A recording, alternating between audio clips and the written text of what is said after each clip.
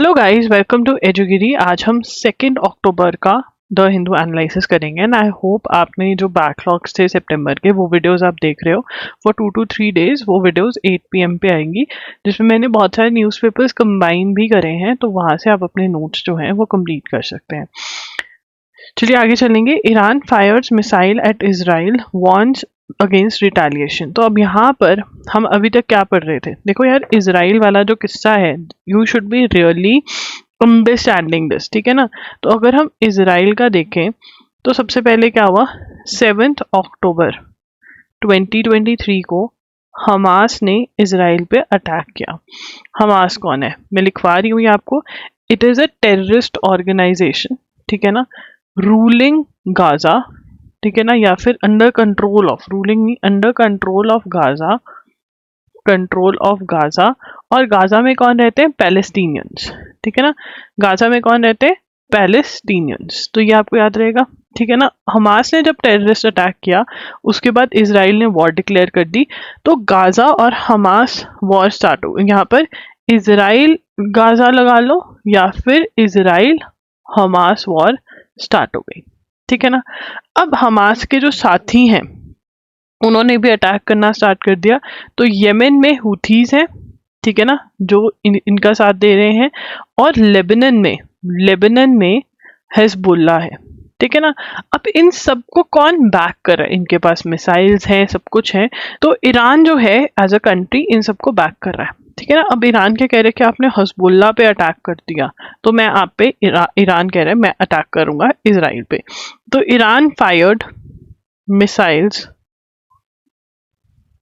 at Israel for Israel's campaign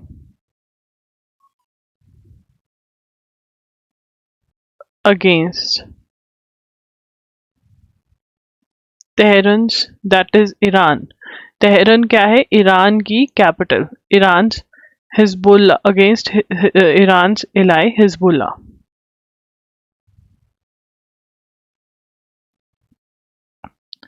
ठीक है ना। तो हिजबुल्ला पे जो अटैक, जो तेहरान का दोस्त है, जो ईरान का फ्रेंड है, एलाई कौन होता है? Friend.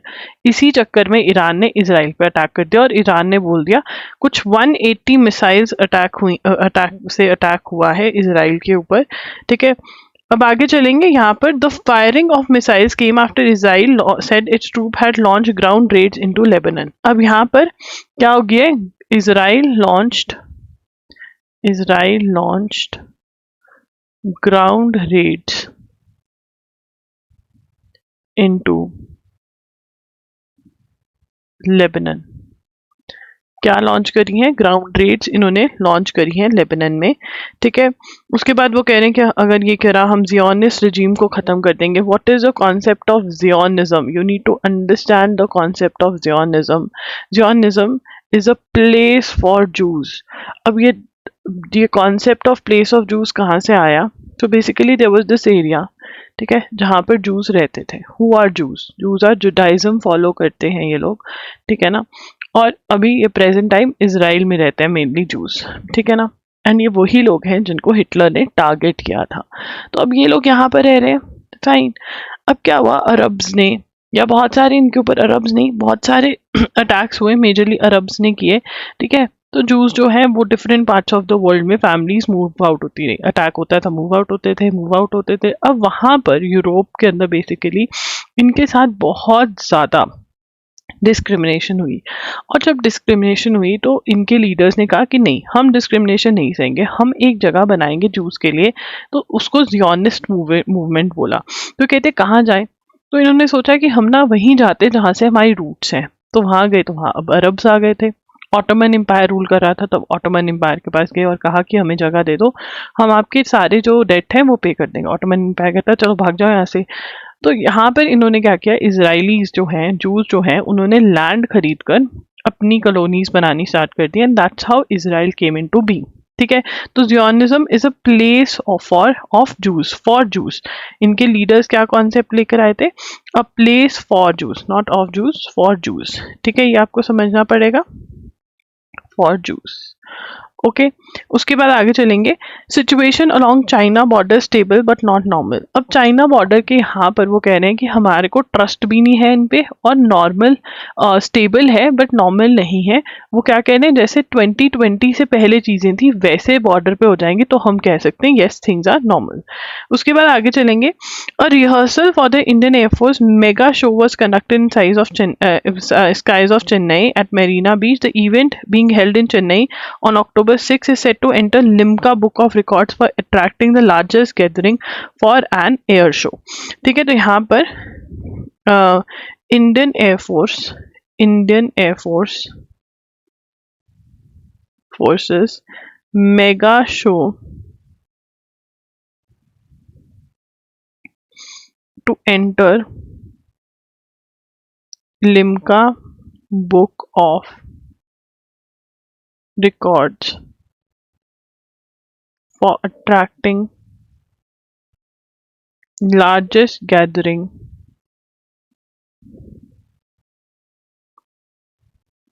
for an air show. ठीक है ना, ये कहाँ पर हो रहा है, चेन्नई में हो रहा है।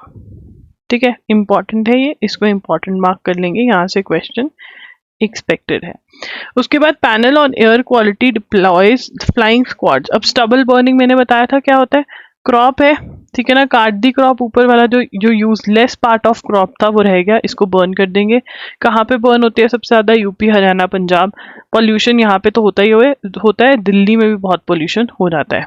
कहाँ पे पॉल्यूशन हो जाता है सबसे ज़्यादा, दिल्ली में। तो यहाँ पर commission for air management quality management जो है वो देखता है, और उनको कहा है कि फ्लाइंग स्क्वाड, जैसे फ्लाइंग होती है ना एग्जाम्स में, वैसे ही CAQM, इसकी फुल फॉर्म पता होनी चाहिए CAQM की, that is commission for air quality management.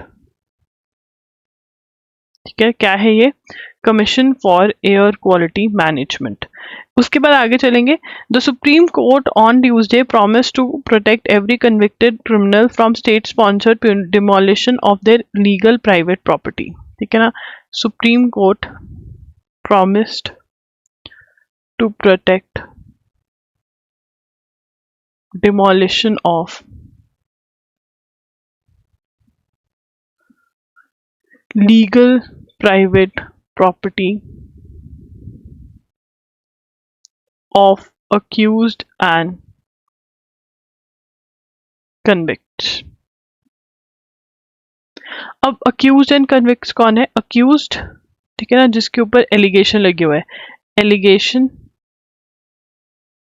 that he or she has committed the crime। convicts कौन है, proven that he or she has committed the crime। अब यहाँ पर कमिटेड द क्राइम सेम है, बट एक जगह prove हो चुका है कि हाँ इसी ने किया है, एक जगह प्रूव हो चुका है कि हाँ भैया इसी ने किया है, और एक जगह अभी एलिगेशन है, नॉट प्रूवन येट। ठीक है ना, तो इनके घर वो कह रहे हैं कि सरकार हटा देती थी, गवर्नमेंट हटा देती थी, अब नहीं, डिमोलिश नहीं होने देंगे अगर वो लीगल प्राइवेट प्रॉपर्टी है, मतलब लीगल बने हुए हैं। इलीगल है तो वो कुछ नहीं कर सकते। अब यहाँ पे बेंच सेड, ठीक है, the court which has proposed to frame pan India guidelines. ठीक है ना, कोर्ट हैज लिखेंगे, court has proposed to frame pan India guidelines to protect private property from illegal and targeted demolitions. It would not condone or shield encroachments। Encroachments क्या होती हैं? जब आप government land को इलीगली हड़प लेते हो, when you take over someone else's land, mostly government का land, else's land, mostly government का लैंड हो रहा है। वो कह रहे हैं कि अगर इंक्रोचमेंट है हम कुछ नहीं कर सकते, लीगल प्राइवेट प्रॉपर्टी आपकी बनी हुई है, ठीक है ना, तो वो हम नहीं रिमूव होने देंगे। वो कह रहे हैं इंडिया सेकुलर कम्युनिटी है, मोस्टली मुस्लिम्स का, माइनॉरिटी कम्युनिटीज का रिमूव हो रहा है, तो हम ये नहीं होने देंगे, ठीक है, ये बोल रहे हैं।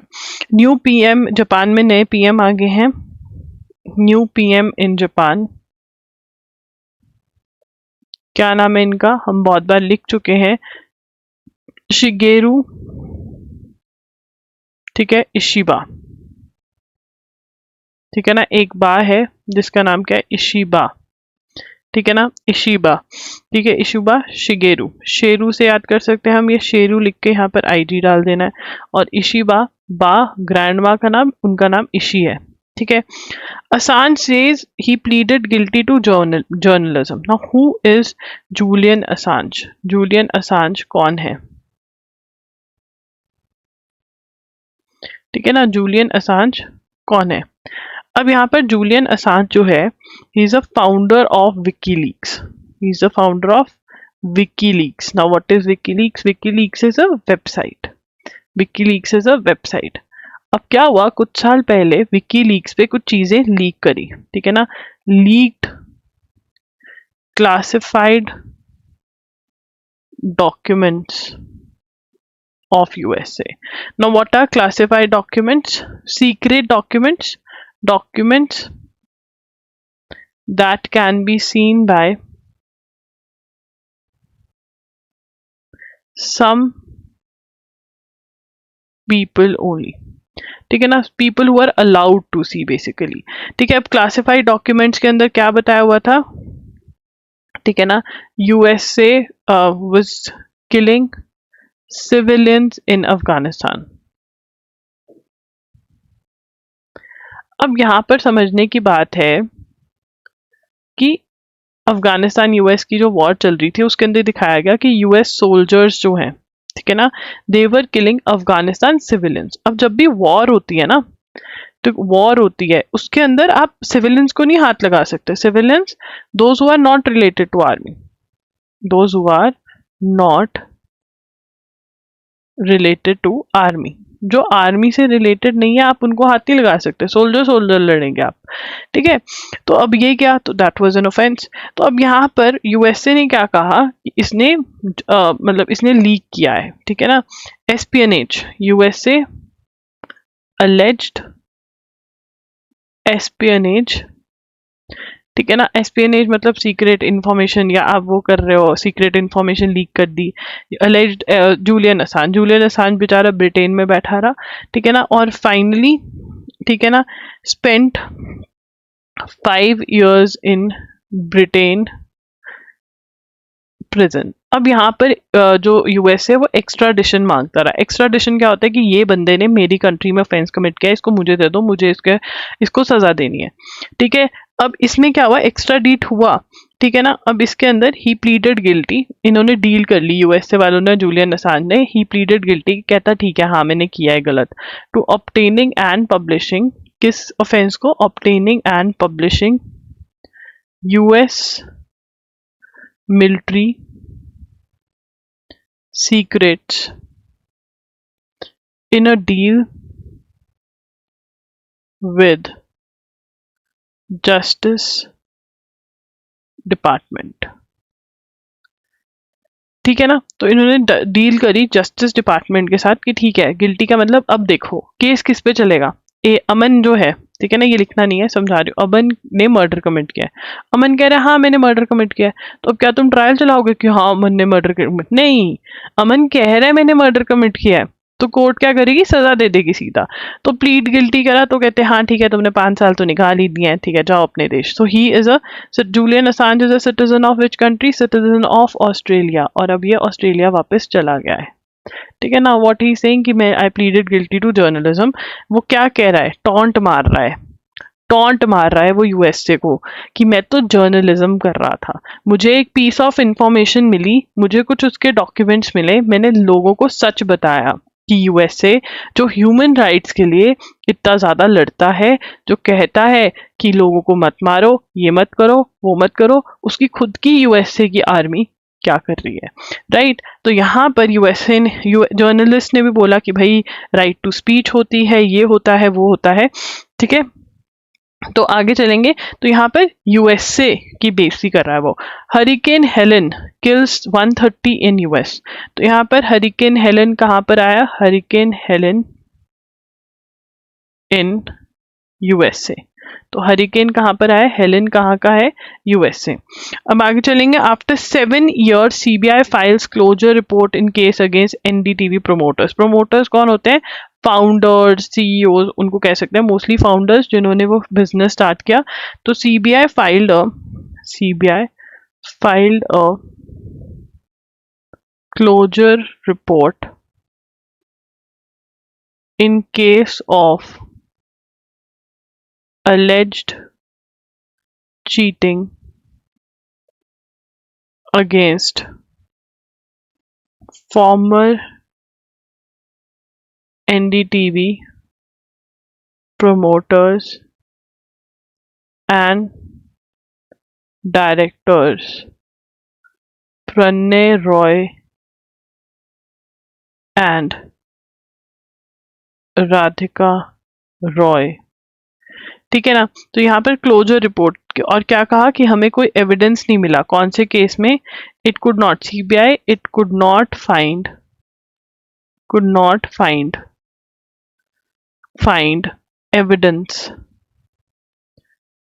इन ₹48 crore loss incurred by ICICI Bank in settlement of a loan in 2009। तो वो कह रहे हैं कि जो लोन सेटल किया जिसके अंदर ₹48 करोड़ का लॉस हुआ, उसके अंदर कोई भी एविडेंस नहीं फाइंड कर पाए कि कुछ गलत हुआ है।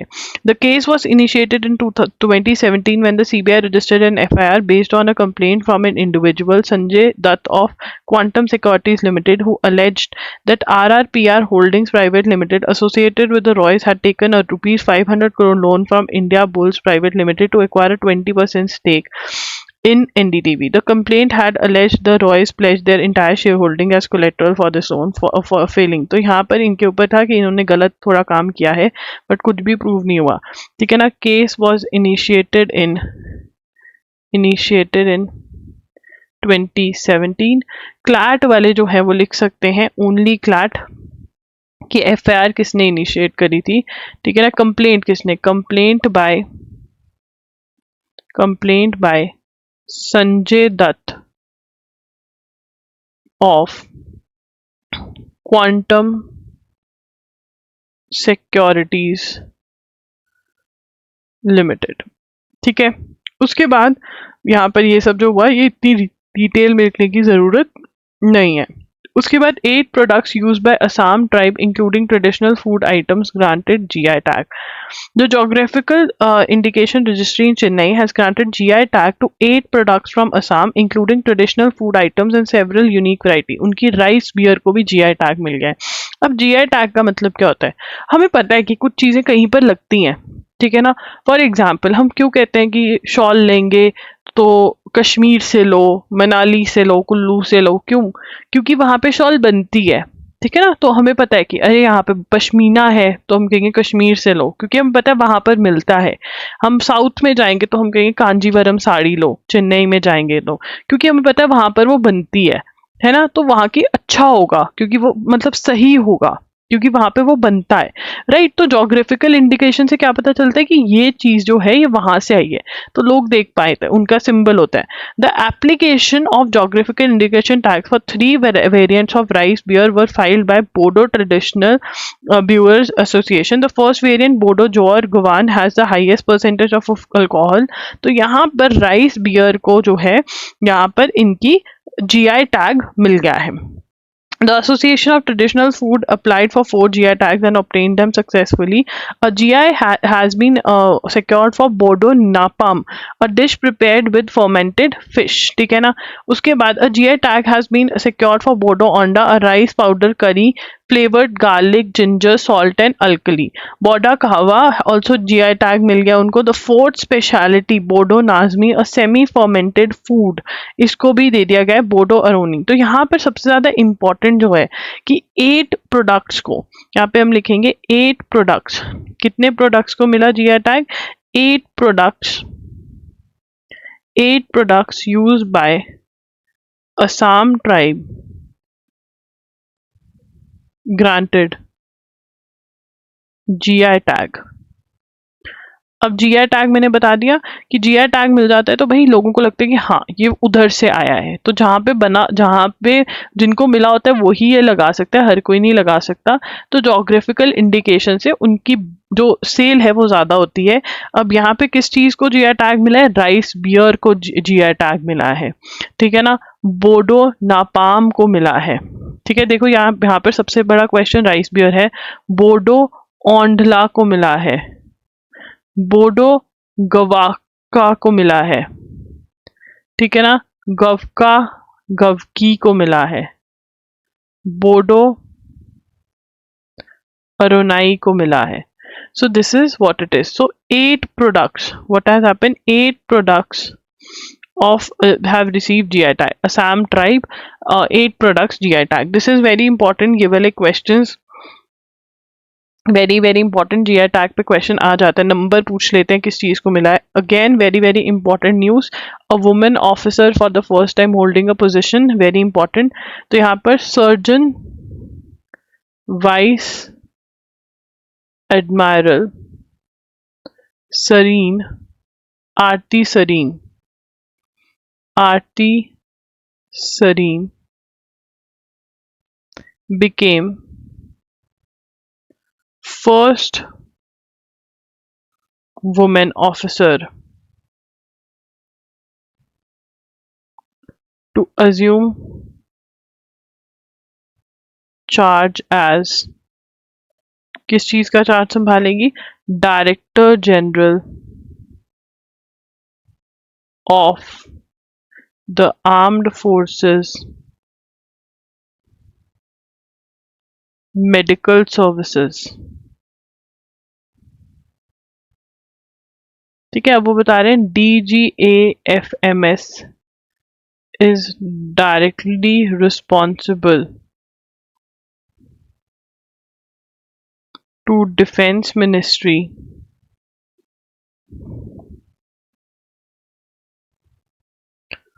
for overall medical policy matters relating to armed forces. ठीक है ना. तो overall medical policy matters related to arm forces defence ministry से साथ लिंक करते हैं director general of the armed forces medical services. So this is very very important. यहाँ से क्वेश्चन आ सकता है. उसके बाद India does not share Japanese PM's view of Asian NATO. तो जापानीज पीएम जो नए बने हैं उन्होंने क्वाड को क्या बोला? एक्सटर्नल. पहले हम लिख लेते हैं फिर समझेंगे. External affairs minister of India said it does not, मतलब India does not share Japanese PM view of the Quad. उन्होंने क्वाड को क्या बोला? Asian NATO like structure. Asian NATO like structure to deter, डराना, create fear, deter चाइना. ठीक है. अब यहाँ पे क्वाड क्या है? सबसे पहले तो we'll understand. क्वाड को क्वाड्रिलेटरल बोलते हैं, क्वाड्रिलेटरल अलायंस बोलते हैं. क्वाड्रिलेटरल अलायंस में कौन कौन है? क्वाड्रिलेटरल अलायंस में जापान है, ऑस्ट्रेलिया है, इंडिया है और यूएसए है, ठीक है ना। और ये सारी कंट्रीज का कॉमन दुश्मन एनिमी कौन है? चाइना, ठीक है ना। अब यहाँ पर वो कह रहे हैं बट ये इंडिया क्या कह रही है, ये एशियन नाटो नहीं है। What is NATO? North Atlantic Treaty Organisation, treaty organisation. अब नॉर्थ एटलांटिक ट्रीटी ऑर्गेनाइजेशन क्या क्या है?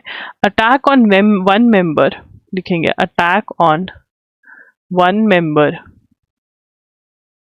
Of the group is considered attack on all the members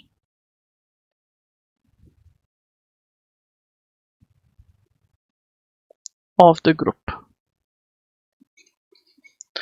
कि अटैक जो वो हर मेंबर पे अटैक माना जाएगा, ठीक है ना। तो हमारे मिनिस्टर कह रहे हैं कि देखो क्वाड एक ग्रुपिंग है, ठीक है, हम उसके मेंबर हैं, बट वो एशियन नाटो नहीं है, एशिया की नाटो नहीं बनने वाली, एशियन कंट्रीज एक नाटो जैसा कॉन्सेप्ट नहीं लेकर आ रहे, इंडिया इसको नहीं प्रमोट करता है। वो क्या कह रहे हैं कि इंडिया जो है वो ये गैंग बनाने में बिलीव नहीं करता है।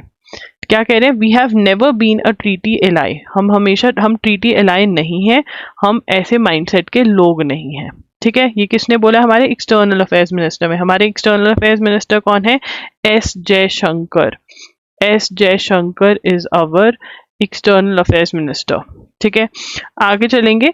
France will host 100 heads of states and government and high ranking official, किसमें? 19th फ्रैंको फोनी समिट में, ठीक है ना। अब फ्रैंकोफोनी समिट क्या होती है? What is Francophonie summit? ये कहाँ पर हो रही है? पेरिस में, पेरिस में हो रही है, ठीक है ना। इन विलेज कोटेरेट्स, ये क्या है? A city where in 1539 King Francois declared French as country's official language, ठीक है ना। अब इसके it will deal with a number of की international questions that also matter to many non French countries. These include renewable, AI के ऊपर बात करेंगे, आर्टिफिशियल इंटेलिजेंस पे, डेवलपमेंट ऑफ एआई पे, ठीक है ना। फ्रेंच मीट ऑफ, तो इसमें बेसिकली ये क्या कर रहे हैं, ठीक है ना। अब ये जो फाउंडेशन है, ठीक है ना, अब यहाँ पर ये फाउंडेशन की बात करें, क्या नाम है इसका? L organisation इंटरनेशनले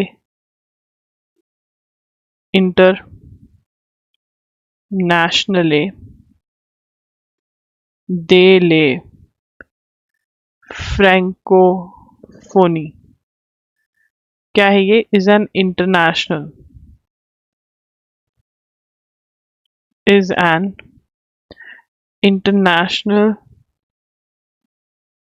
organization, is institution, sorry मैंने गलत लिख दिया, is an institution organizing relations between countries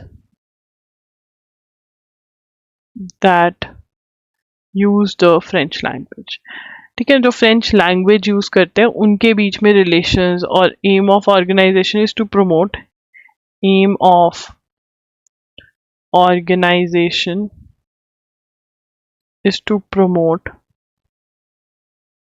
the French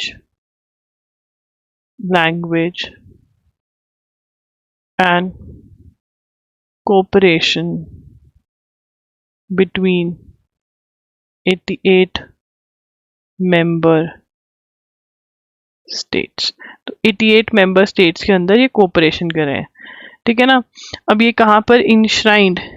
M is enshrined in a charter, enshrined in a charter adopted in 1997 in Hanoi Summit. This is something really different. और India के कौन से reason में French बोली जाती है?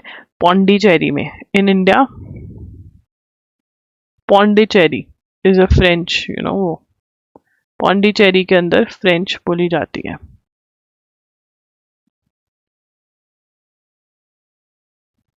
ठीक है, तो ये है। उसके बाद वो बात कर रहे हैं AI summit. AI action summit कहाँ पर हो रही है? एआई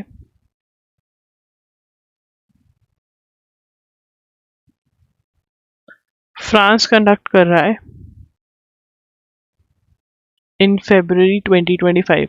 जो भी बातचीत इस समिट में होगी जिसमें डिजिटल टेक्नोलॉजी पे बात करी जाएगी। The summit will also have a major focus on digital technology at a time when AI is proliferating in our society. AI tool have raised new questions about the protection of creation and promotion of diversity. Platforms must be able to enforce citizen right in their own language, while AI can also become a tremendous asset for French and all other language by facilitating translation. But उसके misuses भी हैं। On the margins of the summit, the first Franco-Tech Fair, a major event that will bring more than 150 exhibitors from various nations to discuss pressing challenges of our times, will be held. तो यहाँ पर और क्या होगी, या इसी के साथ क्या होगी, फ्रैंको टेक फेयर भी होगा।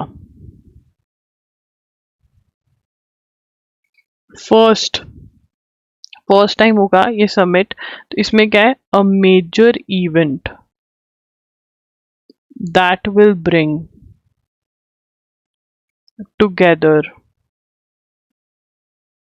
more than 150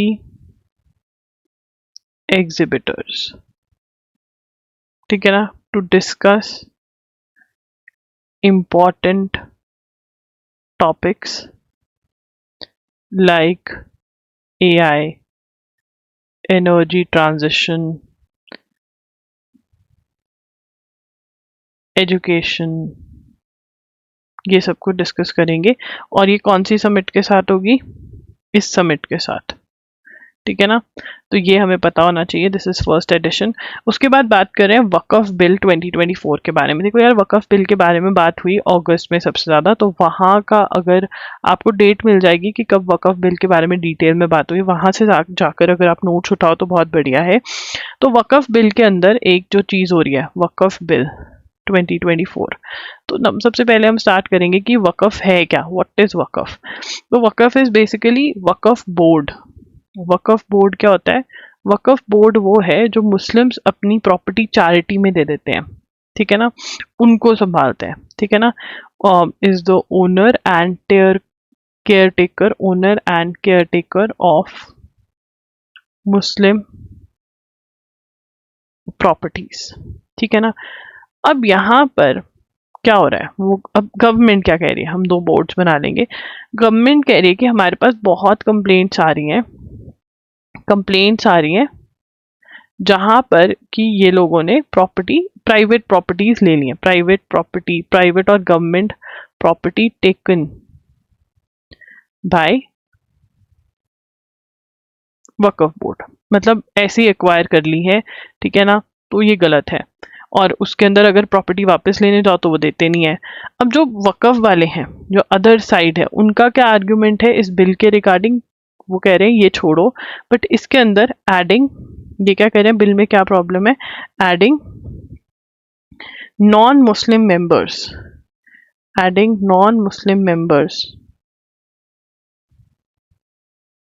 टू वक्फ बोर्ड। वो कह रहे हैं कि नॉन मुस्लिम मेंबर्स कैसे ऐड हो सकते हैं, ठीक है ना।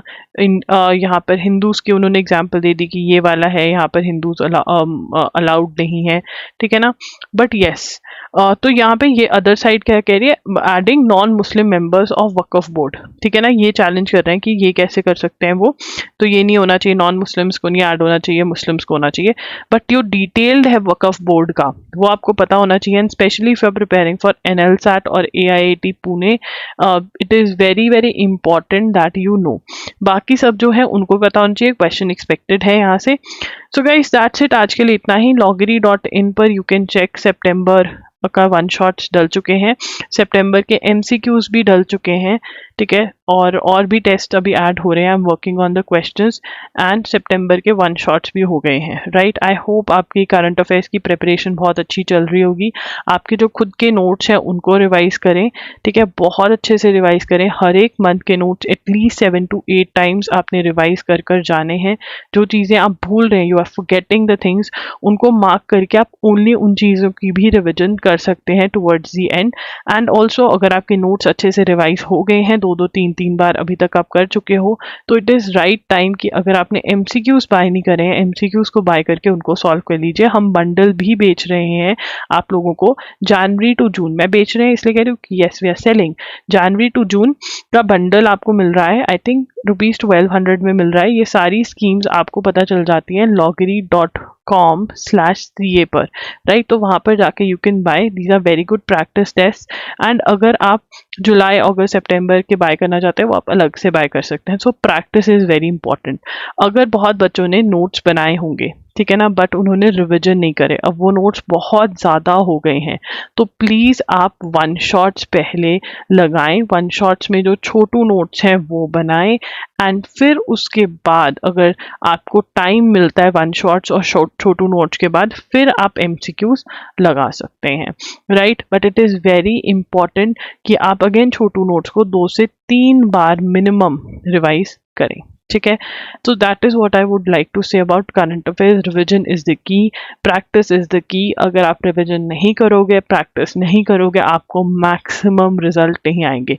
अगर आप 30 क्वेश्चंस लूँ ना मैं, जिस बच्चे ने, जो मैंने कहा है कि रिविजन करो और एमसीक्यू सॉल्व करो, वो कम से कम इनमें से 28 to 29 क्वेश्चन सही करके आ सकता है। एक अच्छा बच्चा 30 क्वेश्चन भी सही करके आ सकता है। बट वहीं पे मैं सिलेबस में से, मान लो द हिंदू में से 30 क्वेश्चंस आए तो 30 सही करके आ सकते हो।